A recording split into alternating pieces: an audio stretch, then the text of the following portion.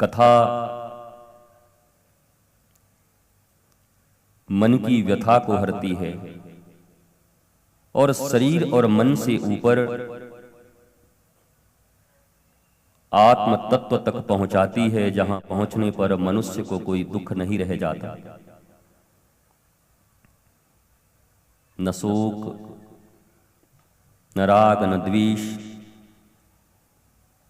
न अभिप्सा, न कोई लिप्सा।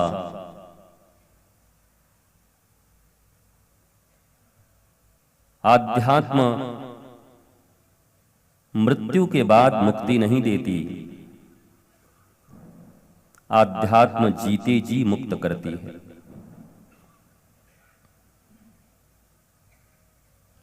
भारतीय सनातन संस्कृति और धर्म में भक्ति, मुक्ति, शक्ति, इन सभी शब्दों से प्रायः प्रत्येक भारतीय परिचित हैं।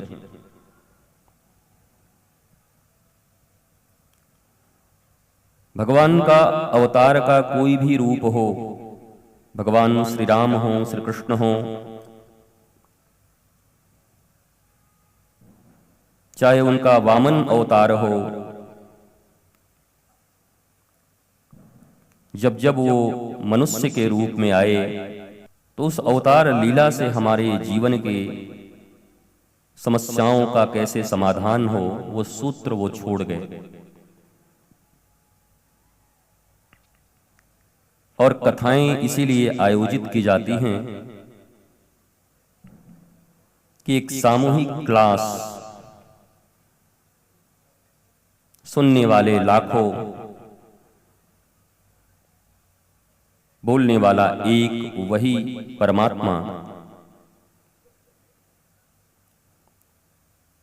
और उन लाखों करोड़ों लोगों की समस्याओं का समाधान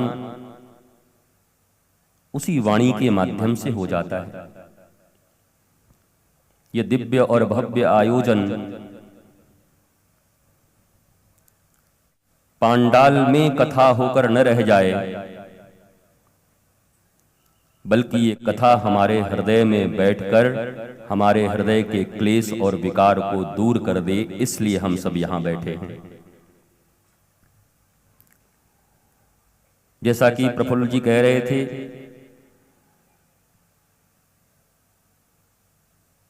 मैं बहुत कथाएं नहीं करता, बरसों में कभी एक इच्छा हुई।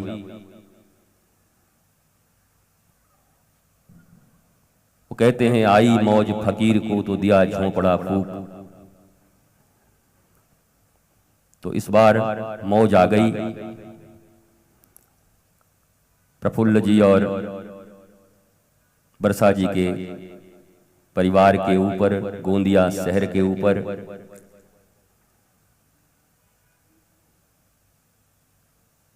और हनुमान जी कुछ ऐसी प्रेरणा कर रहे थे कि कथाएं तो बहुत हो रही हैं, पर हमारे मर्म का व्याख्यान करो, जिससे भारतीयों के हृदय में क्लेश और विकार से मुक्ति मिलकर बल, बुद्धि, विद्या, और ये सब न भी हो तो चलेगा। वर्तमान परिस्थिति तो ये है, बाप बड़ा ना भैया, सबसे बड़ा रुपैया, नाचो ताता थैया। जो सच है उसे स्वीकार किया करो। रोग को स्वीकार न करोगे तो कोई वैद्य या डॉक्टर दूर भी कैसे करेगा। सफलता का सारा पैमाना धन, पद,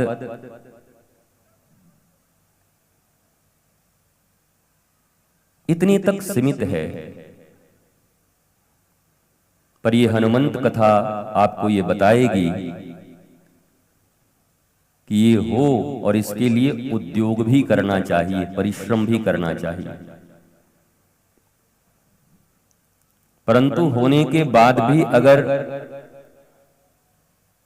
जीवन में आनंद, प्रेम और शांति न मिली, तब फिर क्या करोगे? बोलो तब की तब सोचेंगे, काउंसलिंग कराएंगे, 5000 पर सिटिंग। गली गली में खुले हुए हैं आजकल तो, इतने साइको के पेशेंट हो गए हैं डिप्रेशन के, हर गली में 2-3 डॉक्टर मिलेंगे आपको।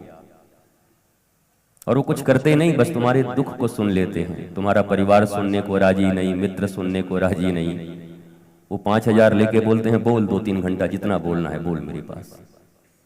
तुम्हारे दिल को हल्का करते हैं। इस कथा का भी आयोजन और इसका उद्देश्य क्रिस्टल क्लियर है। जब तीसरे दिन हम यहां से उठेंगे, हम आप सब, बस शर्त एक ही होगी कि एकाग्रता हो, रुकावट न हो तुम्हारे श्रवण में। तो मैं ये विश्वास करता हूं कि आप चाहे जो कोई भी हो, लीडर हो, टीचर हो, प्रीचर हो, कॉन्ट्रैक्टर हो, कंडक्टर हो, इंजीनियर हो, डॉक्टर हो, व्यापारी हो, अधिकारी हो,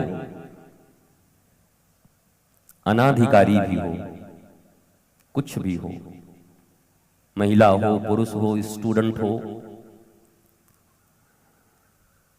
चाहे 8वीं क्लास के विद्यार्थी हो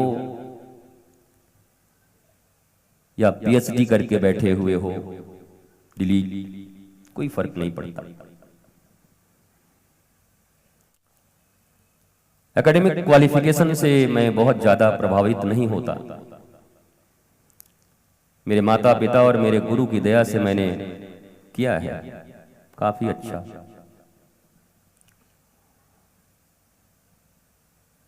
और धन से इसलिए प्रभावित नहीं होता कि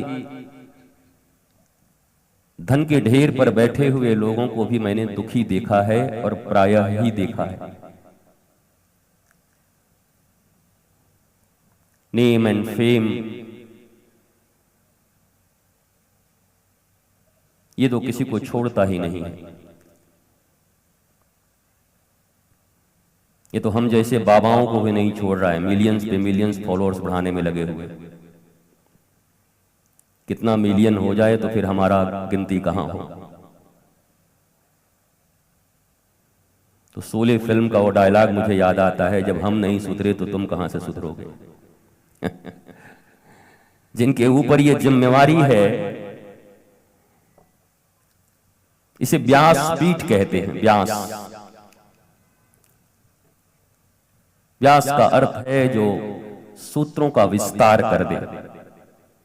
फॉर्मूला हो, उस फॉर्मूले का विस्तार कर दे। और मैं चाहूंगा कि आप अपने अपने जेब में अपने अपने प्रश्न भी लिख के रख लेना।